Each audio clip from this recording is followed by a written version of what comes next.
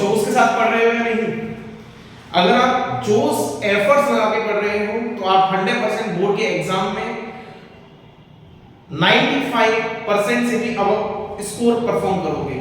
अगर आप एफर्ट्स नहीं लगा रहे हो तो एफर्ट्स लगाना स्टार्ट करो, समय बिल्कुल करीब है, मेहनत करनी है और हर इंपॉर्टेंट टॉपिक अपने एनसीईआरटी के अकॉर्डिंग पढ़कर जाना है।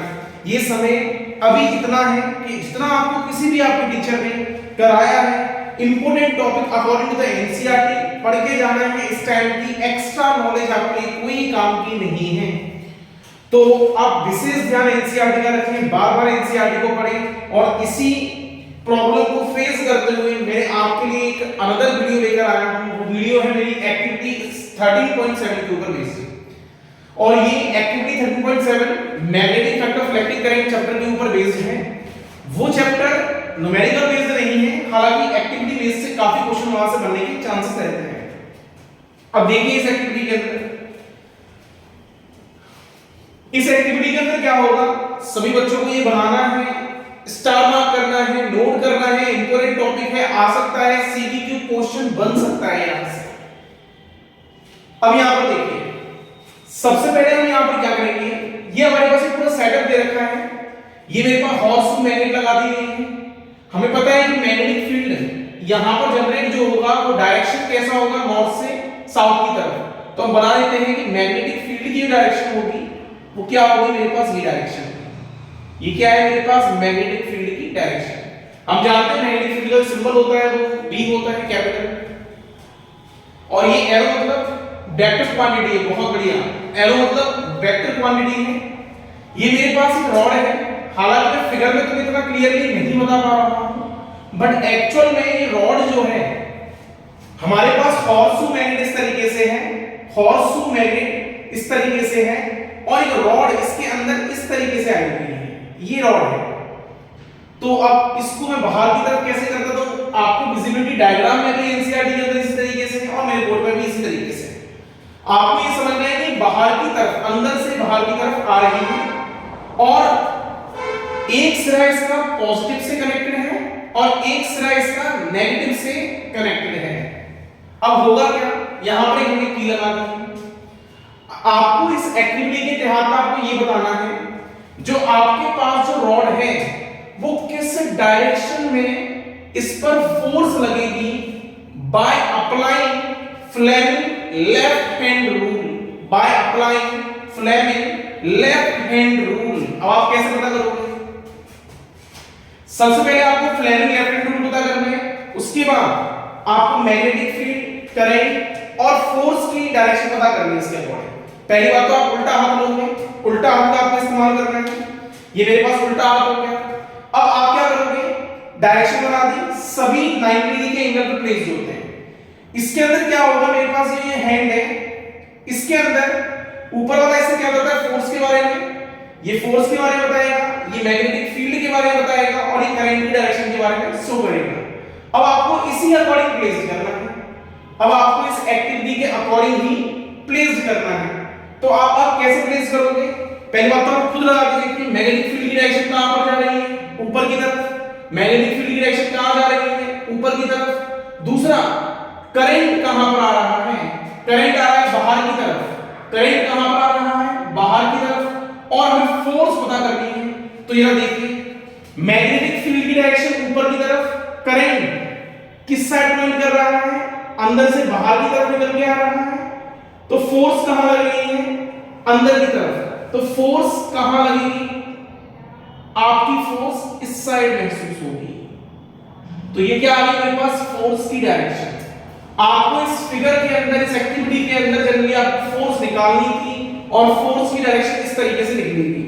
अगर किसी को नहीं समझ में आया हो या लग रहा हो कि आपकी डाउट है या कुछ पोर्शन नहीं समझ में आया हो तो प्लीज मुझे रिप्लाई करना।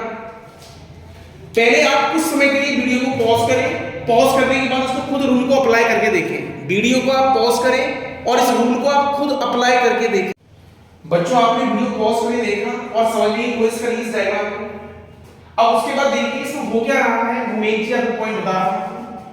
हमें फोर्स का डायरेक्शन निकालना था, मैग्नेटिक फील्ड डायरेक्शन ऊपर की तरफ दे रखे हैं, फ्लेमिंग का लेफ्ट हैंड रूल अप्लाई करना है। बहुत सारे बच्चे गलती करते हैं, राइट हैंड का इस्तेमाल करते हैं, राइट का नहीं करना, लेफ्ट का इस्तेमाल करना है। राइट ईएमआई के केस में इस्तेमाल किया जाता है, राइट ईएमआई के बेस में इस्तेमाल किया जाता है। आपको ईएमआई इंडक्शन नहीं निकालना, तो आपको राइट का नहीं लेफ्ट का इस्तेमाल करना है। जो एफ है वही आपको मोशन के बारे में बताएगा, वही एक्सेलरेशन के बारे में बताएगा। बी का डायरेक्शन नीचे से ऊपर की तरफ है, बी का डायरेक्शन नीचे से ऊपर की तरफ है। करंट आउटसाइड है, ये पोजीशन बनेगी। इसको हम पॉइंट से और सर्कल मार्क करते हैं। तो करंट का पोजीशन कुछ ये है जो बाहर की तरफ निकल के आ रहा होगा और फोर्स इस डायरेक्शन में जनरेट होगा। तो आपको जो रूल अप्लाई करना है वो रूल अपने को इस तरीके से अप्लाई करना है। तो फोर्स कहां आ रही है, थंब किस डायरेक्शन में, इस डायरेक्शन में। तो फोर्स कहां मिल रही है अपने को, इस डायरेक्शन में। अभी डायरेक्शन कौन सी है, तो इसको भी मार्क कर लेते हैं। ऊपर की तरफ क्या होता है, नॉर्थ। हालांकि ऊपर नहीं होता, ये पूरा फिगर कहां माना जाता है, हॉरिजॉन्टल बेसिस पर। तो अगर मैं बोर्ड को इस तरीके से कर दूं, आगे की तरफ जो है वो नॉर्थ है, बैक साइड में जनरेट हो रहा है वो साउथ है। मेरा जहां पर उल्टा हाथ है उसको बोलूंगा रॉन्ग हैंड। रॉन्ग की स्पेलिंग किससे स्टार्ट होती है, डब्ल्यू से, वेस्ट। और ये साइड कौन सी होती है, ईस्ट। समझ रहे हैं आप? तो इस तरीके से आपको याद रखना है। किस साइड में लग रहा है, वेस्ट साइड में। तो बोल सकते हैं फोर्स टुवर्ड, बोल सकते हैं force toward best direction, force toward best direction. Important activity 5 star marked activity. बच्चों ये एक्टिविटी ध्यान से करके जानी है बोर्ड एग्जामिनेशन के लिए। एक एक चीज पता होना चाहिए इसके लिए। नीचे वाला नॉर्थ पोल है, ऊपर वाला साउथ पोल है। मैग्नेटिक फील्ड लाइंस नॉर्थ से जनरेट होकर साउथ में जा रही हैं। मैग्नेटिक फील्ड लाइंस नॉर्थ से जनरेट होकर साउथ के अंदर जा रही हैं। तो ये पता होना चाहिए डायरेक्शन। आपको एग्जाम में डायरेक्शन गिवन नहीं है, ये आपको खुद अज़्यूम करनी पड़ेगी। बाकी आपको क्वेश्चन पूरी तरीके से नोट करना है, समझना है। वीडियो को पॉज करो और नोट करो इसको। और अगर आपको कोई दिक्कत है तो आप कमेंट में मुझे रिप्लाई करो। और बाकी जो आपको किसी भी टॉपिक के अंदर दिक्कत आ रही है तो आप मुझे बताएं, मैं उस टॉपिक के ऊपर सेपरेटली वीडियो बनाकर डालूंगा। और अपनी प्रिपरेशन बहुत शानदार लेवल पे करें, हर एक क्वेश्चन लगाएं बार-बार में। अगर आपको कोई दिक्कत आए तो आप मुझे पर्सनली बता सकते हो, मैं आपकी दिक्कत को सॉल्व आउट करूंगा।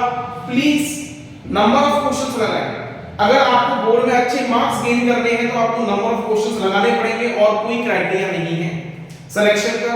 थोड़ा इस बार इतना एफर्ट लगाओ, इतना एफर्ट लगाना है कि अपनी दिवाली बनानी है, बट अपने ड्रीम सब्जेक्ट के साथ बनानी है। मतलब हमें इतना बेस नहीं करना अगली साल बनाना है, मतलब हम एफर्ट लगा के करेंगे और पूरा जी जान लगाकर अपने पीसीएम या पीसीबी जिस स्ट्रीम में आप जाना चाह रहे हो वहां पर जाओगे। क्योंकि हर साल सिलेक्शन की रेट का क्वांटिटी बढ़ती जा रही है, प्लस कंपटीशन बहुत ज्यादा इंक्रीज हो रहा है। तो अगर आपको कंपटीशन हटाना है तो आपको खुद उस रेट के अंदर आना पड़ेगा जहां पर आपको स्ट्रगल मैक्सिमम करना पड़ेगा।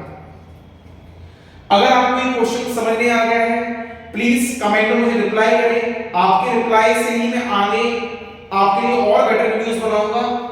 बार-बार मैं आपसे फोर्स बस यही करूंगा, बेटा बिल्कुल पीक टाइम चल रहा है, पढ़ाई करनी है, जी जान लगा के पढ़ना है, एफर्ट लगानी है। अपने सपने की एक सीढ़ी को एक कदम रखकर आगे बढ़ना है। बाकी शुरुआत अभी हुई है, क्लास 11 और 12 बाकी है, रियल रेस आगे है। अभी बस रेस की शुरुआत हुई है, तो पहला स्टेप गलत नहीं करना, सही करना है। Best of luck for their board exams.